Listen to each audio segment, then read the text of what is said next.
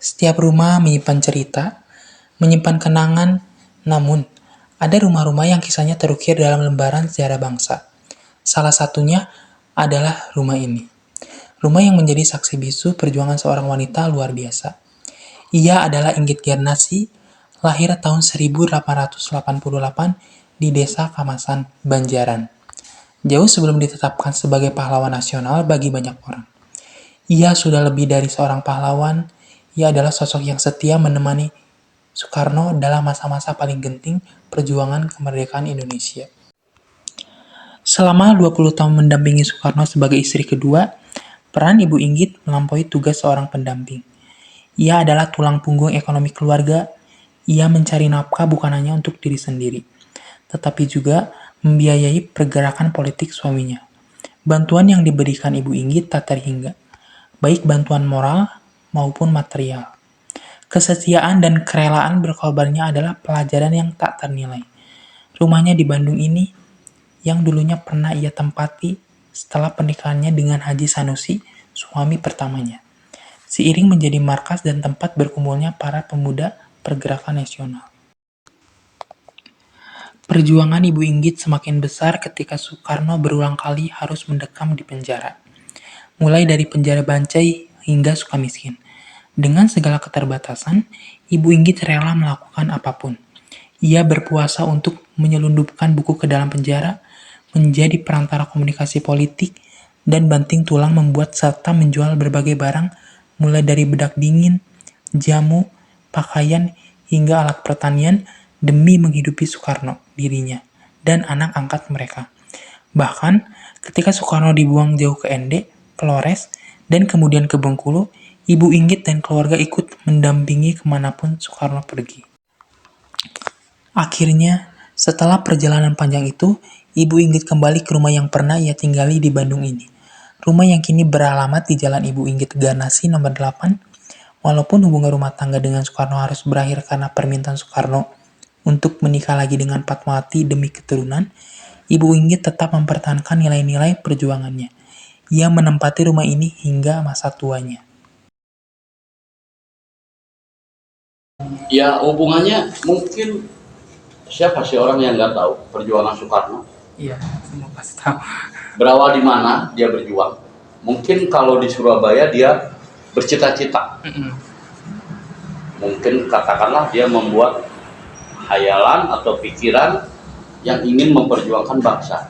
Tetapi ketika dipraktekkan semua itu ada di Bandung. Iya betul. Apalagi setelah masuk di THS. Dia mulai gencar melakukan hal-hal tentang bagaimana caranya ke depan untuk bisa memerdekakan bangsa ini. Iya.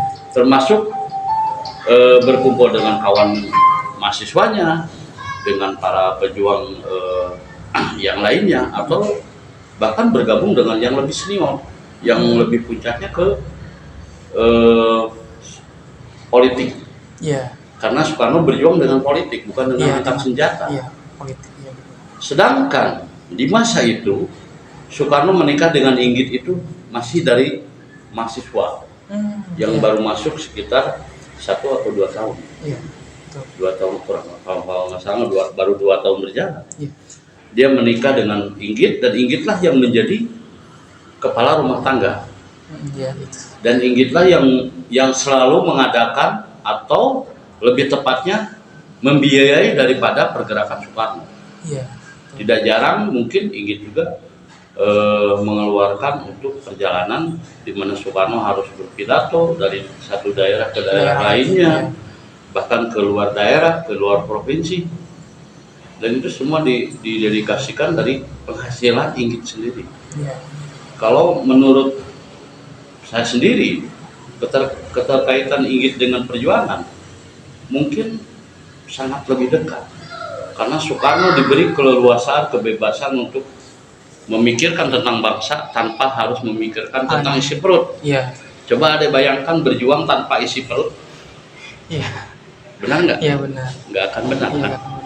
Tetapi Inggit memberikan keleluasaan itu dengan sekuat tenaga dan pikirannya, dia membebaskan Soekarno untuk berjuang tanpa harus memikirkan bagaimana besok lapar, bagaimana hari ini makan dari mana, Dan Inggitlah yang menjadi kepala rumah tangga daripada perjuangan itu. Iya, betul.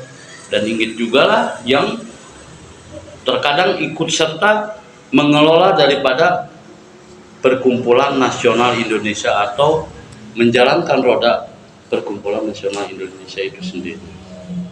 Karena pernah ada zamannya Inggit juga harus mengelola itu. Oh iya. Jadi kalau menurut saya ya sangat erat lah dengan perjuangan ini.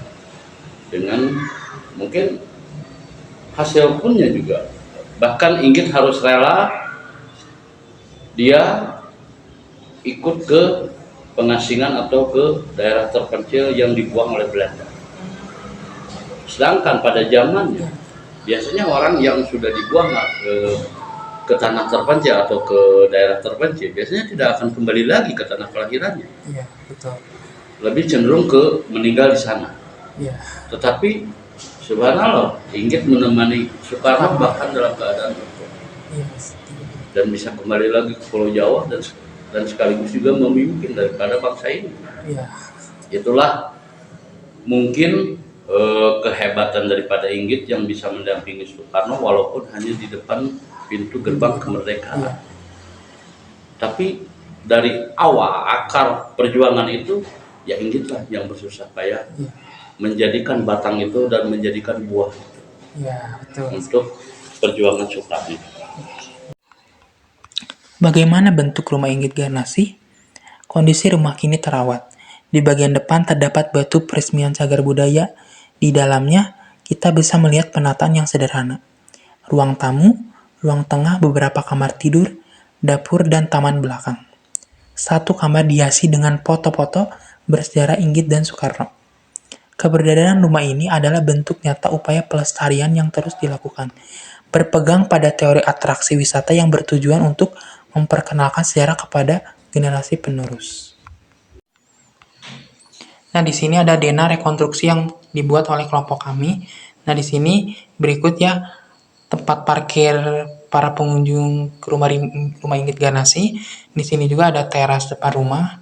Dan di sini juga ada ruang baca dan ruang tamu. Dan di sini kamar tidur, ruang keluarga, dan di sini juga ada batu peninggalan Inggit Garnasi. Nah, di sini juga ada ruang serbaguna, dapur, kamar mandi. Nah, di sini ada teras belakang rumah Inggit Garnasi serta taman belakang rumah Inggit Garnasi. Kisah Inggit Garnasi yang terukir di rumah ini mengajarkan kita banyak hal. Kesetiaan pada pasangan, rela berkorban demi cita-cita besar bangsa, dan semangat juang yang tak pernah padam.